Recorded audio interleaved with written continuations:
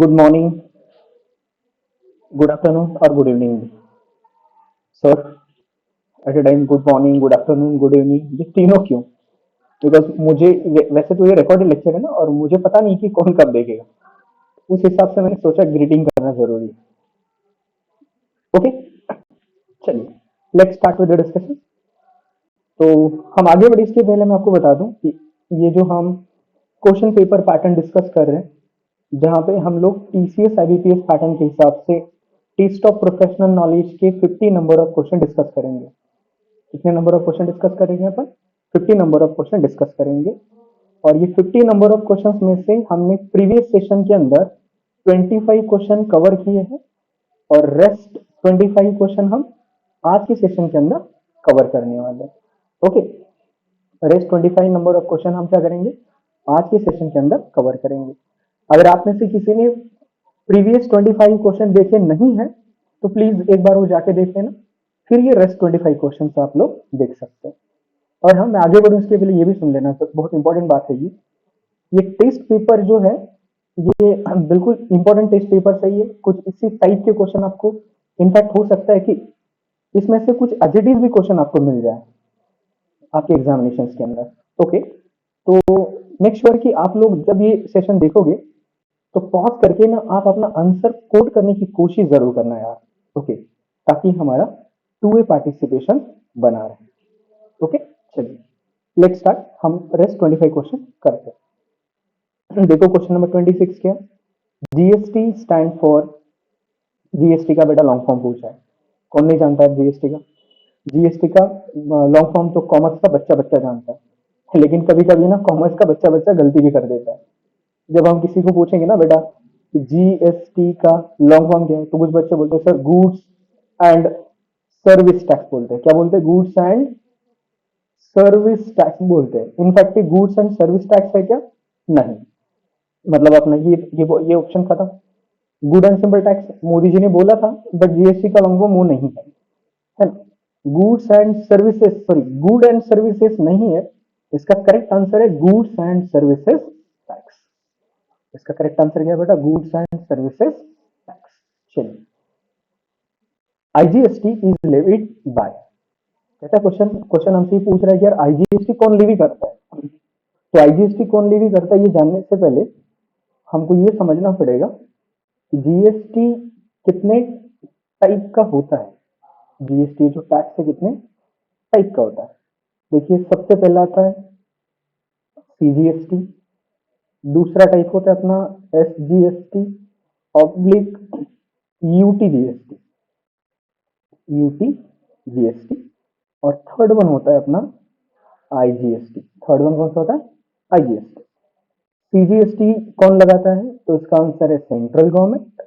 IGST कौन लगाता है? तो इसका आंसर है state government oblique union territory. और आईजीएसटी कौन लगाता है? तो आईजीएसटी लगाता है सेंट्रल गवर्नमेंट। एक बात याद रखना, आईजीएसटी इंटर स्टेट सप्लाई पे लगता है। आईजीएसटी कहां पे लगता है? इंटर स्टेट सप्लाई पे आईजीएसटी लगता है। तो इसका करेक्ट आंसर क्या होगा बेटा? Centre. IGST is levied bye centre. Next question is very simple question.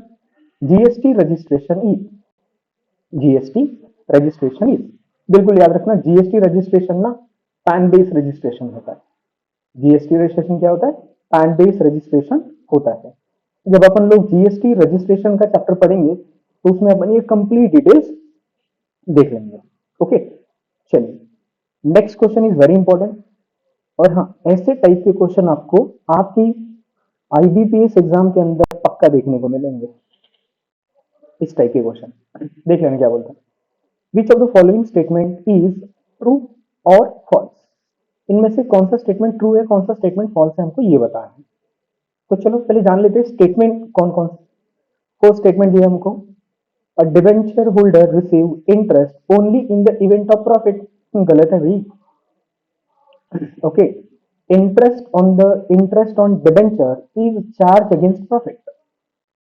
Interest on debenture क्या होता है? चार्ज अगेंस्ट प्रॉफिट होता है। डिबेंचर होल्डर को हमारी कंपनी को प्रॉफिट होता है, लॉस होता है, इससे कोई मतलब है क्या? नहीं है। उनका इंटरेस्ट तो हर साल बनेगा ही बनेगा, लेकिन इसलिए पहला स्टेटमेंट गलत है। Debenture issued at discount originally can not be redeemed at premium. गलत है यार। जो डिवेंचर ओरिजिनली डिस्काउंट पे इशू होते हैं ना, उसको हम प्रीमियम पे भी रिडीम कर सकते हैं। उसको हम क्या कर सकते हैं? प्रीमियम पे भी रिडीम कर सकते हैं। ओके, तो ये स्टेटमेंट भी क्या है? गलत है। क्यों? क्योंकि यहाँ पे कैन नॉट लिखा है। Third, debenture holder is owner of company. गलत। Equity share holders are the owners of company and not the debenture share holder, not the debenture holder. That's why the given statement is also a wrong statement. Debenture holders are entitled to receive their money only at the time of liquidation. Not at all. The amount invested by the debenture holder, the amount invested by the debenture holders must be repaid on the maturity date. It means that the debenture holders are entitled to get back their money on their maturity date, on the date of maturity. That's why the fourth option is also wrong. इसका मतलब बेटा यहाँ पे जितने statement दिए गए ना, सबके सब रॉन्ग है। तो देख लेना रॉन्ग हमको कहाँ पे मिलेगा। पहला ये तो देखना, ऑप्शन ए के सामने ट्रू लिखा है, गलत। गलत। यहाँ पे फॉल्स लिखा है। अगला देखो ट्रू लिखा है, मतलब ये भी ऑप्शन गलत है। False false false and false. Option D is the correct answer. Option D is the correct answer. कुछ अगर समझ में ना, अगर कुछ समझ में नहीं आए तो प्लीज आप मुझे आपके डाउट्स मेरे इस कॉन्टैक्ट नंबर पे आप मुझे व्हाट्सएप कर सकते हो, या फिर अगर आपके पास कोई, अगर आपका कोई दूसरा डाउट है आप मुझे इस नंबर पे कांटेक्ट करके बिंदास पूछना। ओके, चलिए क्वेश्चन नंबर 30।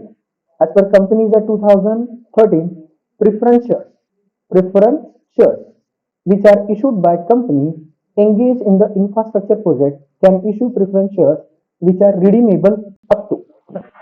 देखो सबसे पहले आपको ना कंसेप्ट बता देता हूँ कि देखो कंपनीज एक्ट 1956 के अंदर, कंपनीज एक्ट 1956 के अंदर इरिडीमेबल प्रेफरेंस शेयर्स, सॉरी सबसे पहले ये सुन लेना।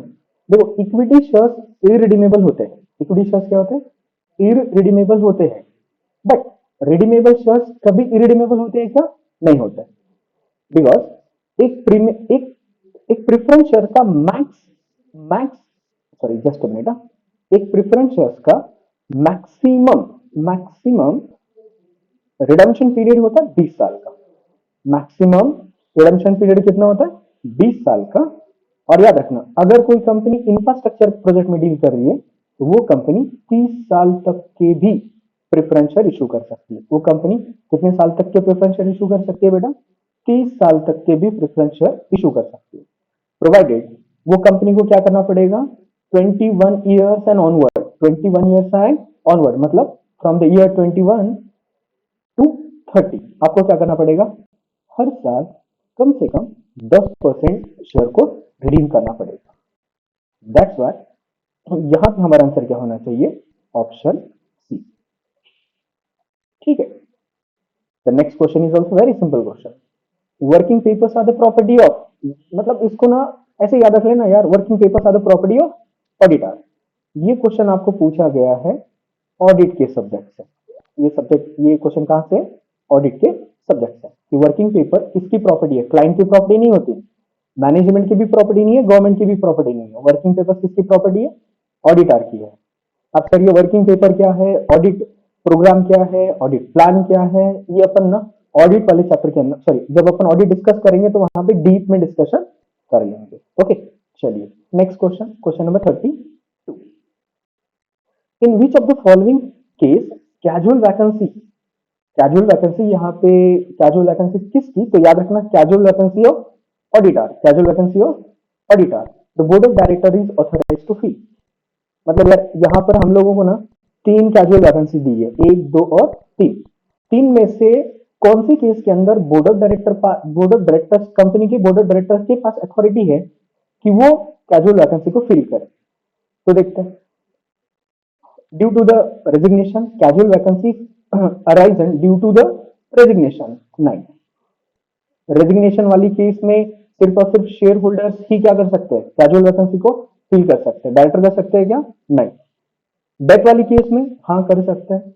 डिस्क्वालिफिकेशन वाली केस में हाँ कर सकते हैं। तो हमारा आंसर क्या होना चाहिए, 2 एंड 3। देखो कहां पर है 1, यहाँ तो ओनली 1 लिखा है तो नहीं, 2 बिल्कुल नहीं, 2 सॉरी 1 एंड 2 नहीं, 2 एंड 3, 2 एंड 3, तो इसका करेक्ट आंसर क्या है, डी।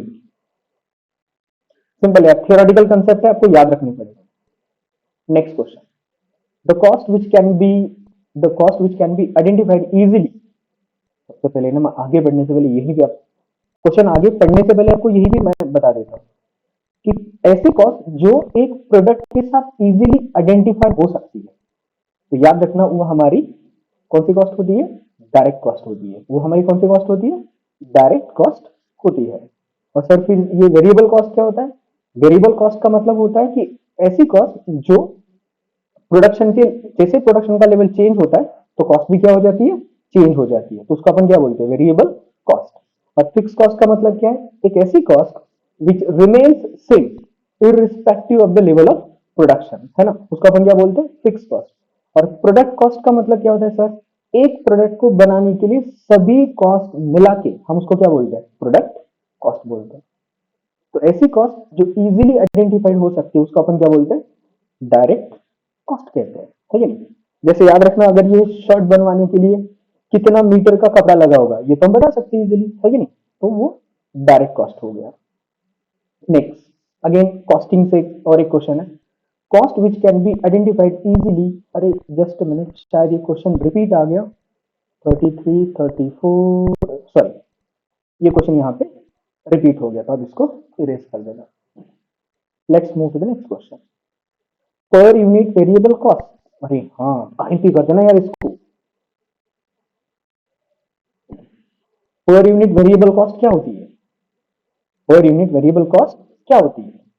चलो देखते हैं आप में से कितने लोगों को आता है, कमेंट बॉक्स पॉज करके कमेंट बॉक्स में आपका आंसर मतलब कमेंट कर देना है, देखते कितने लोगों को आता है, इंपॉर्टेंट है ये। ओके, मैं वेट करता हूँ आपकी कमेंट्स का। चलो मान के चल रहा हूँ कि कमेंट किया होगा। तो पर यूनिट वेरिएबल कॉस्ट बेटा वेरिएबल होती है कि फिक्स होती है, वेरिएबल नहीं होती, सेमी वेरिएबल भी नहीं होती, फिक्स होती है। क्या होती है, फिक्स होती है। और एक बात याद रखना, fix cost, fix cost per unit variable होती है, fix cost per unit variable, variable cost per unit fix. ये कॉस्टिंग के बेसिक वाले चैप्टर में सीखेंगे अपन। ओके, तो इसका करेक्ट आंसर क्या है, वेरिएबल। इसका करेक्ट आंसर क्या है बेटा, वेरिएबल। जैसे अगर एग्जांपल बताना है, मान के चलो कि मुझे ना एक टेस्ट पेपर प्रिंट करने के लिए, मुझे एक टेस्ट पेपर प्रिंट करने का खर्चा, पेपर का खर्चा आता है 10 रुपीज, एग्जाम्पल दे रहा हूं। मुझे अगर एक क्वेश्चन पेपर प्रिंट करना है तो मुझे ना पेपर का खर्चा कितना लगेगा, 10 रुपए एक पेपर के लिए। एक तो एक बात बता, अगर मैं 2 पेपर बनाऊं तो खर्चा कितना लगेगा, 20, 3 बनाऊं तो कितना लगेगा, 30 रुपए। तो आपको समझ में आ रहा है कि जहां पे जब मैंने पेपर 1 बनाया तो मेरा कॉस्ट कितना था, 10, पेपर 2 बनाए तो मेरा कॉस्ट कितना था, 20, पेपर 3 बनाए तो मेरा कॉस्ट कितना हो गया, 30। मतलब ये चेंज हो रहा है। दैट्स वाई पर यूनिट वेरिएबल कॉस्ट क्या होती है, फिक्स होती है। देख लेना, 10 रुपए 10 रुपए 10 रुपए, है कि नहीं, 10 10 रुपए से बची जाएगी। The next question, dash do not involve cash outflow. अरे वाह, ये क्वेश्चन एकदम जबरदस्त है। देखते हैं आप में से कितने लोगों को आता है, आप कमेंट कर देना प्लीज कमेंट बॉक्स के अंदर। ये क्वेश्चन हम लोगों को पूछा गया है कैश फ्लो वाले चैप्टर से। ये क्वेश्चन हमको कहां से पूछा गया है बेटा, कैश फ्लो चैप्टर से ये क्वेश्चन पूछा जा चुका है। Cash inflow and outflow, inflow का मतलब कैश हमारे पास आएगी, आउटफ्लो का मतलब कैश हमसे जाएगा, है ना। सिंपली इतना समझ लेना यार, बिजनेस में कैश आएगी तो कैश इनफ्लो, बिजनेस से कैश जाएगा तो कैश आउटफ्लो। देखते हैं, पेमेंट ऑफ इनकम टैक्स। यार हम पेमेंट कर रहे हैं तो ये इनफ्लो कैसे हो सकता है, अगर हम पेमेंट करेंगे तो इनफ्लो हो सकता है क्या, नहीं, wrong. Issue of shares at discount, issue of shares at discount. देखो यार, कंपनी जब शेयर इशू करेगी भले ही डिस्काउंट पे करेगी, हालांकि आज की डेट में देखा जाए तो as per companies act 2030 discount पे शेयर इशू करना अलाउड है क्या, नहीं। बट टाइमिंग लॉ थोड़ा साइड में रखते हैं, यहाँ पे फोकस करते हैं। अगर कोई कंपनी शेयर इशू करेगी तो कंपनी के पास पैसा आएगा ना, तो this is the case of inflow. Depreciation, एक बात बताओ, depreciation is non cash expenditure. Depreciation क्या है ना, नॉन कैश एक्सपेंडिचर है। डेप्रिसिएशन के केस में ना कैश इनफ्लो होता है ना कैश आउटफ्लो होता है, तो ये भी खत्म। Provision for building, provision for building fund, हमने एक बिल्डिंग बनानी थी हमको, हमने क्या किया, जो प्रॉफिट हो रहा है उसमें से कुछ प्रॉफिट उठाया और प्रोविजन में डाल दिया, बिल्डिंग फंड में डाल दिया। तो मुझे एक बात बताइए, यहाँ पे आपको आउटफ्लो का कोई केस नजर आ रहा है क्या? नहीं, ये भी आंसर गया गलत। इसका मतलब हमारे पास एक ही ऐसा ऑप्शन मिलेगा जहां पे कैश इनफ्लो है, जहां पे कैश क्या इनफ्लो है, that is the case number 2। तो देखते हैं कैश, सॉरी, हमको कैश आउटफ्लो पूछा है ना, कैश आउटफ्लो पूछा है, तो हमारा आंसर होना चाहिए इन payment of income tax, payment of income tax. तो देख लेना ऑप्शन 1 ओनली, ये यहां पे मिलेगा, ऑप्शन सी, ऑप्शन सी। ठीक है, चलो एक्सप्लेन करने की जरूरत है क्या दोबारा? होप सो नहीं। चलो नेक्स्ट क्वेश्चन है अपना मैनेजमेंट अकाउंटिंग के चैप्टर से। कहां से? मैनेजमेंट अकाउंटिंग के चैप्टर से। आइडियल करंट रेशियो इज, देखना यार आइडियल करंट रेशियो क्या होता है। बेसिकली देख लेना, current asset and current liability, current asset and current liability, इसका आइडियल रेशियो है 2:1। इसका आइडियल रेशियो क्या है? 2:1। ये हमको पता ही होना चाहिए, ये कंफर्म है। तो आइडियल करंट रेशियो क्या होता है अपना? 2:1 होता है। और एक बात याद रखना, आइडियल लिक्विड रेशियो क्या होता है अपना? 1:1। आइडियल लिक्विड रेशियो क्या होता है? 1:1। और आइडियल करंट रेशियो क्या होता है अपना? 2:1। चलिए, difference between sales and variable cost, difference between sales and variable cost, ये क्वेश्चन हमें पूछा गया है मार्जिनल कॉस्टिंग से। कहां से पूछा गया है हमें? Marginal cost. बहुत बढ़िया चैप्टर है, कंप्लीट फॉर्मूला बेस्ड चैप्टर है ये। ओके, जब पढ़ेंगे तब मैं आपको डिटेल में डिस्कशन करा दूंगा। तो याद रखना, सेल्स माइनस वेरिएबल कॉस्ट का आंसर होता है, तो जहां पर हम selling price minus variable cost कर देते हैं ना, तब हमें क्या मिलता है? तब हमें क्या मिलता है बेटा? कंट्रीब्यूशन मिलता है। तब हमें क्या मिलता है? कंट्रीब्यूशन मिल जाता है। और इस कंट्रीब्यूशन से जब हम माइनस कर देते हैं, माइनस क्या करेंगे? फिक्स कॉस्ट माइनस करेंगे। कौन सी कॉस्ट माइनस करेंगे? फिक्स कॉस्ट माइनस करेंगे। तब हमें क्या मिल जाता है बताओ? क्या क्या मिलता होगा? Profit oblique loss. तो इसका करेक्ट आंसर क्या है? कंट्रीब्यूशन। इसका करेक्ट आंसर क्या है बेटा? कंट्रीब्यूशन। ठीक है, चलो the next question is important, make it IMP. ये क्वेश्चन अभी की नगर परिषद के एग्जाम में पूछा गया था, बहुत इंपॉर्टेंट है ये क्वेश्चन, देख लेना।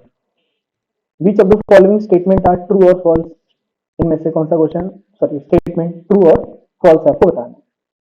अगेन कॉस्टिंग के, मतलब कॉस्टिंग सब्जेक्ट से क्वेश्चन है ये। डायरेक्ट मटेरियल कॉस्ट क्या बोलता है? Cost of material that can be directly allocated to a cost center or cost object in an economically feasible way। अभी थोड़ी देर पहले हमने ऊपर डिस्कस किया था कि ऐसी कॉस्ट जिसको हम प्रोडक्ट के साथ इजीली आइडेंटिफाई कर सकते हैं, वो क्या होती है? वो क्या होती है? डायरेक्ट कॉस्ट होती है ना? इसलिए ये स्टेटमेंट करेक्ट है। Next, direct labour cost, a cost of wages, a cost of wages of those workers readily identified, correct, खत्म बात। रेडिली आइडेंटिफाइड आ गया तो बेटा ये भी क्या है? करेक्ट है। ये भी क्या है? करेक्ट है। आगे पढ़ना मत, ये 100% करेक्ट है, don't worry. Next, direct expense. Direct expense क्या बोलता है?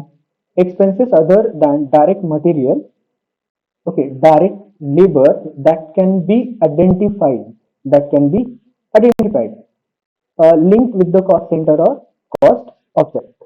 तो यार ये भी सही है, ये भी क्या सही है, मतलब हमारे तीनों के तीनों ऑप्शंस क्या है? करेक्ट है।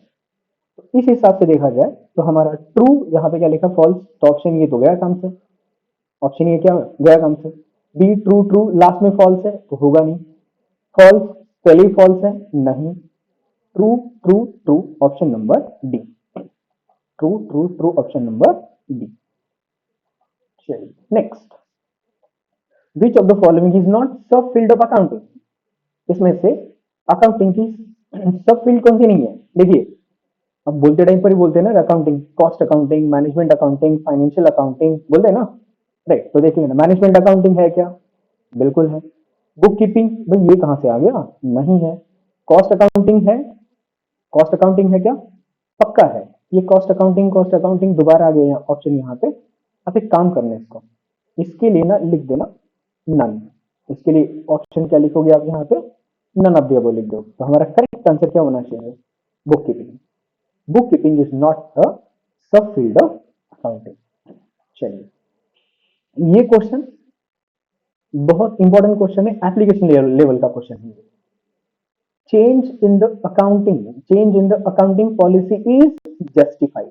देखो, as per the principle of consistency, as per the principle of consistency, आपको ये पता होगा कि अगर हम कोई अकाउंटिंग पॉलिसी या फिर कोई अकाउंटिंग मेथड अगर हम अपने बिजनेस के अंदर अडॉप्ट करते हैं, तो हमें उसको कंसिस्टेंटली ईयर आफ्टर ईयर हमें उसको क्या करना चाहिए? कंसिस्टेंटली अडॉप्ट करना चाहिए, कंसिस्टेंटली फॉलो करना चाहिए। हम उसको इन बिटवीन हम अपने हिसाब से चेंज कर सकते हैं क्या? नहीं। हम अपने हिसाब से चेंज कर सकते हैं क्या? नहीं। बट ऐसा भी नहीं है कि हम उसको चेंज ही नहीं कर सकते, हम उसको अपने हिसाब से चेंज नहीं कर सकते, ये बात उतनी ही सच है। ये इट्स नॉट ए डिबेटेबल कि हम अपने हिसाब से चेंज नहीं कर सकते, ओके। बट इंपॉर्टेंट ये है, हम चेंज कर सकते हैं, लेकिन कब? लेकिन कब? तो याद रखना, सबसे पहले तो जो चेंज हम अडॉप्ट कर रहे हैं वो change as per the accounting standard होना चाहिए। वो चेंज क्या होना चाहिए? As per the accounting standard होना चाहिए। और चेंज होने का रीजन जो रूल्स एंड रेगुलेशंस है, जो एक्ट है, उसके साथ कंप्लाई करना होना चाहिए। उसके साथ क्या होना चाहिए? कंप्लाई करना होना चाहिए। एंड वन मोर थिंग, हमारे जो फाइनेंशियल स्टेटमेंट है वो पहले से बेहतर प्रेजेंट होनी चाहिए। अगर ये कंडीशन सेटिस्फाइड होती है ना, तभी हम अपनी अकाउंटिंग पॉलिसीज क्या कर सकते हैं? चेंज कर सकते हैं। अदरवाइज कर सकते हैं क्या? नहीं कर सकते। ओके, चलो देखते option. Comply with the accounting standard, बिल्कुल। Ensure more appropriate presentation, right. Comply with the law, हाँ। तो इसका आंसर क्या होना चाहिए? All of the above. अभी थोड़ी देर पहले हमने डिस्कस भी किया था, राइट। Choose odd one. देखते हैं आप में से अब कितने लोगों को आता है। मैं वेट करूंगा इसके आंसर की। I will wait for the answer. Choose odd one. ये दिमाग का दही बना देगा आपका। अगर बेसिक कंसेप्ट क्लियर नहीं है ना, तो ये नहीं आने वाला। देखो पहले क्या लिखा है? 9% डिबेंचर। दूसरा क्या है? इंटरेस्ट ऑन डिबेंचर व loan to the contractor, and the next one is audit fees. The next one is audit fees. अब इनमें से हमें और चूज करना है। सर कौन से बेसिस पे और चूज करें? देख लेना आप लॉजिक लगा के, मैं बता ही दूंगा। देखो यार, ऑडिट फीस क्या होता है? एक्सपेंडिचर। तो इसकी बैलेंस कौन सी होगी? Debit. In interest, sorry, loan to the contractor, हमने किसी को लोन दिया है, मतलब भैया वो हमारी एसेट है, तो एसेट का भी बैलेंस क्या होता है? डेबिट। इंटरेस्ट ऑन डिबेंचर, भाई एक्सपेंडिचर है, तो इसका भी बैलेंस क्या होगा? डेबिट। तो देख लेना, debit balance, debit balance, debit balance. और 9% डिबेंचर, ये बेटा हमारी होती है लाइबिलिटी, और बीइंग लाइबिलिटी हमारी ये, इसका बैलेंस होता है क्रेडिट। इसका बैलेंस क्या होता है? क्रेडिट। दैट्स व्हाई इसका आंसर क्या है? Option E. The next one very simple. Unexpired insurance fees, भैया हमने इंश्योरेंस लेके रखा हुआ है लेकिन अभी तक एक्सपायर नहीं हुआ, अभी तक एक्सपायर नहीं हुआ। एक सिंपल सी बात बताऊं, एसेट है यार, ये क्या अपना एसेट है, तो एसेट है, तो एसेट वाले अकाउंट क्या होते हैं बेटा? Real account. एसेट वाले अकाउंट क्या होते हैं? Real account. दैट्स व्हाई इसका आंसर क्या है? Option D. कुछ ऐसे भी क्वेश्चन आने चाहिए जो हमें टाइम सेविंग में हेल्प करते हैं। Where minor has supplied for necessities on credit, ये क्वेश्चन आपको पूछा गया इंडियन कॉन्ट्रैक्ट एक्ट 1872 से। याद रखना, इंडियन कॉन्ट्रैक्ट एक्ट आज की डेट में it's applicable all over India including the state of Jammu and Kashmir. Okay, तो देखो इंडियन कॉन्ट्रैक्ट एक्ट के अंदर ना बेसिकली कॉन्ट्रैक्ट को लेकर बात की गई है। जहां पे कॉन्ट्रैक्ट के जनरल प्रिंसिपल्स है और कॉन्ट्रैक्ट के स्पेशल जो टाइप है उसके भी मतलब उसके भी टाइप्स वहां पे लिखे गए। ओके, वो अपन कॉन्ट्रैक्ट पढ़ते टाइम पे बाद में डिस्कशन डिटेल में डिस्कशन कर लेंगे। सबसे पहले माइनर की बात कर लेते हैं। तो माइनर कौन होता है? तो यार माइनर वो बंदा होता है जिसका अभी तक 18 साल कंप्लीट नहीं हुआ है। 18 साल अभी तक कंप्लीट हुआ है क्या? नहीं। और जहां पे, चलो गार्डियन की बात तो अपन बाद में कर लेंगे, अभी नहीं करते यहाँ पे, नहीं तो आप कंफ्यूज हो जाओगे। तो माइनर कौन है? जिसका अभी तक 18 साल कंप्लीट हुआ नहीं है। तो according to the Indian contract act, minors are not qualified for the contract. मतलब minors are ineligible for the contract, कि माइनर्स कॉन्ट्रैक्ट नहीं कर सकते। अगर आपने माइनर के साथ कोई कॉन्ट्रैक्ट किया है तो वो ऑल टुगेदर क्या होता है? वाइड होता है। ऑल टुगेदर क्या होता है? वाइड होता है। कहते हैं ना, minors contract are void ab initio. ये भी डायलॉग याद रखना, minors contract are void ab initio. इसका मतलब माइनर के साथ अगर हम कोई कॉन्ट्रैक्ट करते तो वो क्या होता है? वाइड। वाइड का मतलब नील बटा सन्नाटा, नील बटा सन्नाटा, कहते हैं ना अपन, हंसते हंसते कट जा रस्ते में। ओके, चलो इतनी बात याद रख लेना। बट अगर माइनर को नेसेसिटी सप्लाई करते हैं, माइनर को हम क्या करते हैं? नेसेसिटी सप्लाई करते हैं, तो वो नेसेसिटीज के लिए माइनर पर्सनली लाइबल नहीं होता। माइनर पर्सनल लाइबल होता है क्या? नहीं होता। बट माइनर की स्टेट लाइबल होती है। माइनर की स्टेट लाइबल होती है। ओके, तो इतना थ्योरेटिकल बैकग्राउंड देने के बाद होप सो ये क्वेश्चन का आंसर आप कर पाओगे। देख लेना, माइनर इज पर्सनली लाइबल, बिल्कुल नहीं। Minor is personally liable but at his own choice. भाई जब ये चॉइस वाला वर्ड दे दिया, माइनर क्या मेजर क्या, कोई भी लाइबिलिटी बियर करना चाहेगा क्या? नहीं। तो again wrong option. The minor is not liable बोल रहा है, माइनर इज नॉट लाइबल। नहीं, the minor's estate is liable. Correct, the minor's estate is liable. चलिए next, very important question from the Indian contract, from the Indian contract act. ये वाला भी question हो सकता है बहुत सारे स्टूडेंट इसको रॉन्गली अटेम्प्ट करें। हो सकता है, बोल रहा हूं मैं, रॉन्गली अटेम्प्ट करें। देखो, Indian contract act 1872 came into force on, हमें सॉरी हमको पहले चूज क्या करना है? करेक्ट वन चूज करना है हमको। हमें क्या चूज करना है? करेक्ट वन चूज करना है। The Indian Contract Act 1872 came into force on 1st September 1872 and applicable to the whole of India. गलत स्टेटमेंट है, गलत स्टेटमेंट है, because at that when the Indian Contract Act was made and it came into force on 1st September, at that time it was not applicable to the state of Jammu and Kashmir. That's why the given statement is wrong. The Indian Contract Act 1872 came into force on 1st September 1872 and applicable to the whole of India except the state of Jammu and Kashmir. इसको थोड़ा star करके रखना है ना, कि बोल रहा है कि ये 1 सितंबर पे आया था तो पूरे कंट्री में एप्लीकेबल हो गया, state of Jammu and Kashmir को छोड़ के। हालांकि देखा जाए तो ये सही है, देखा जाए तो ये क्या है? सही है। लेकिन आगे का ऑप्शन देखते हैं अपन। The Indian contract act 1872 came into force on 1 October. गलत, अक्टूबर का तो डेट ही नहीं है यार, गलत। ये ऑप्शन तो वैसे भी गलत हो गया। The Indian Contract Act 1872 came into force on 1st September 1872 and was applicable to the whole of India with exception to the state of Jammu and Kashmir. However, with effect from, याद रखना बच्चों, W.E.F का मतलब होता है with effect from. With effect from 31st October 2019, the act is applicable including the state of Jammu and Kashmir. तो बेटा इसका correct and the most appropriate answer होना चाहिए ऑप्शन डी। देख लेना, ऑप्शन बी और ऑप्शन डी, ऑप्शन बी और option D में फर्क क्या पता है? अगर मैं इस ऑप्शन की तरफ चला जाऊं तो मुझे क्या पता चलता है कि यार ये 1 सितंबर पे जो इंडियन कॉन्ट्रैक्ट एक्ट आया था वो पूरे कंट्री में एप्लीकेबल था। हालांकि ये गलत है, हालांकि ये क्या है? गलत है, हालांकि ये गलत है। बट आज की डेट में देख लेना, इन्होंने क्लियरली क्या बोला है कि जब ये आया था तब state of Jammu and Kashmir में एप्लीकेबल नहीं था, तब state of Jammu and Kashmir में एप्लीकेबल नहीं था। बट आज की डेट में एप्लीकेबल है क्या? तो इसका आंसर है यस, आज की डेट में एप्लीकेबल है। दैट्स व्हाई इसका करेक्ट आंसर क्या है? Option D.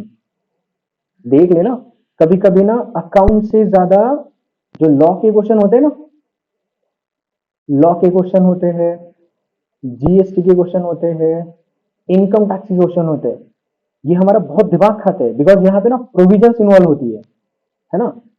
ओके, चलो question number 46, which of the following is incorrect, इनमें से कौन सा इनकरेक्ट है। ये भी नगर परिषद के एग्जाम में क्वेश्चन पूछा गया था, ये भी क्वेश्चन नगर परिषद के एग्जाम में पूछा गया है। देखते हैं कम्युनिकेशन, देखो कम्युनिकेशन के बारे में क्वेश्चन है। देखो सबसे पहले तो ना ये है अपना कम्युनिकेशन के चैप्टर से क्वेश्चन है।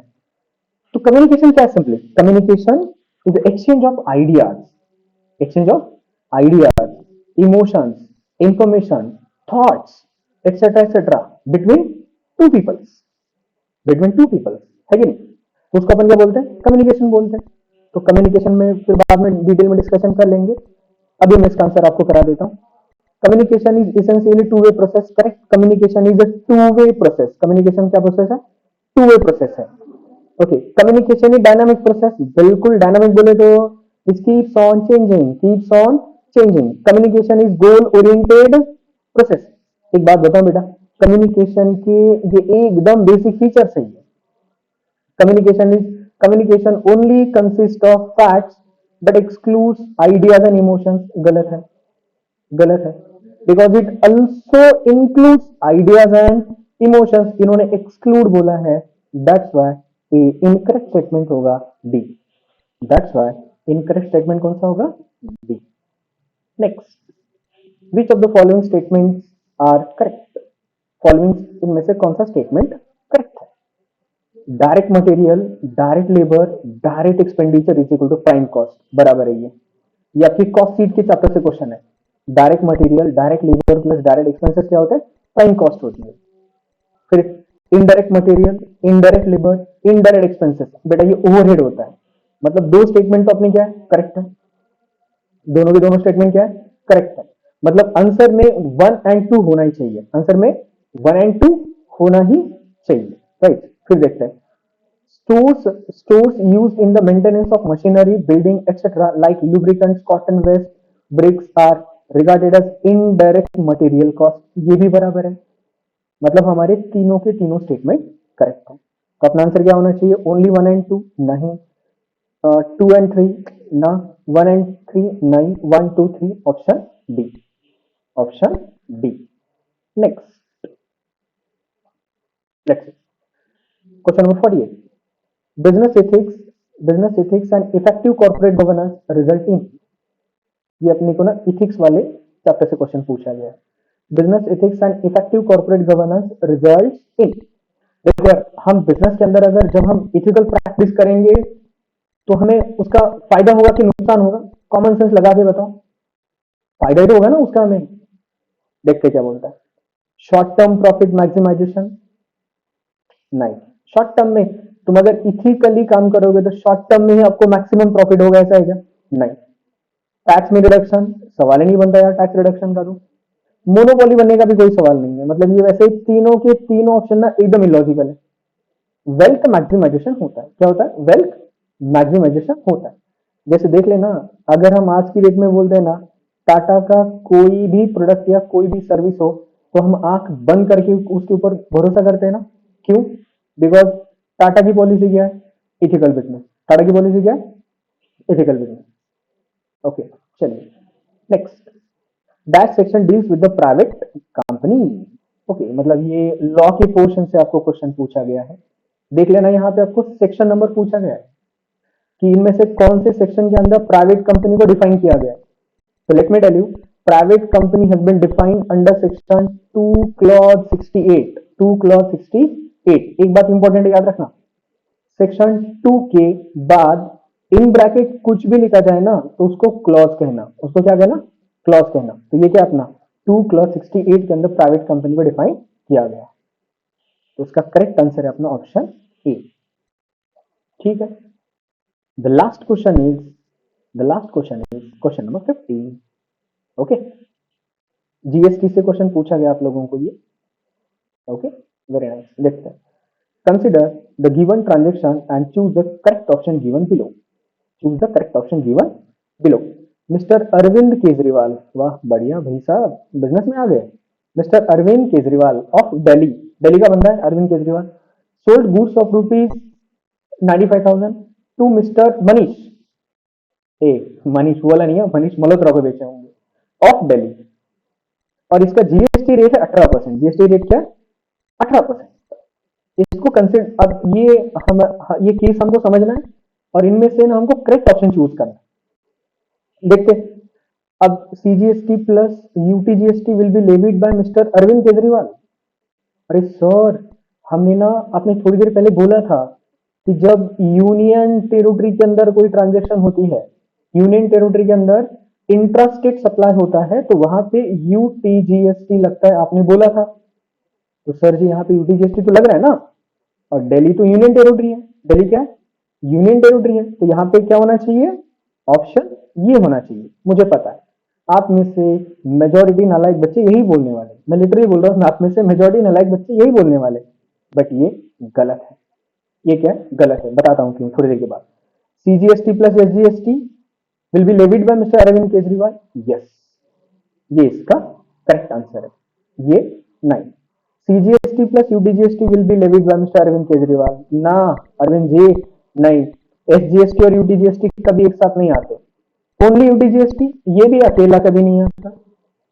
ये भी कभी अकेला आता है क्या? नहीं आता। सर ऐसा क्यों?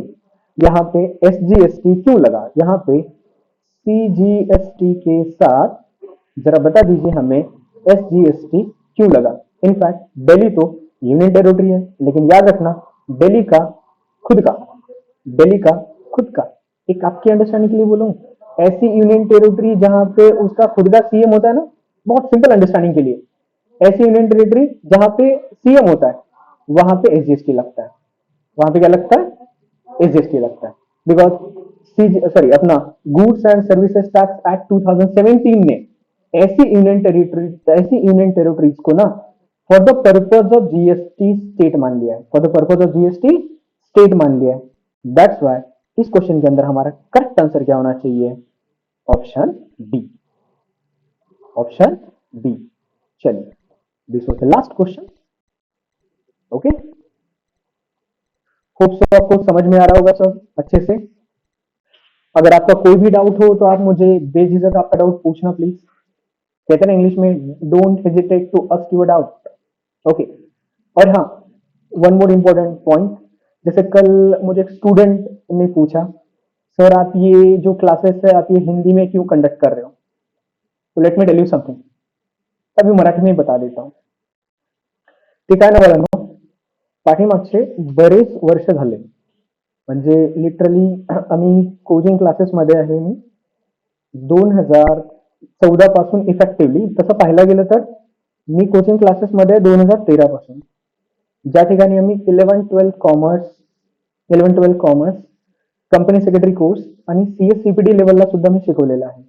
2014 पासून इफेक्टिव्हली आम्ही या कोर्सेसचे टीचिंग करतो।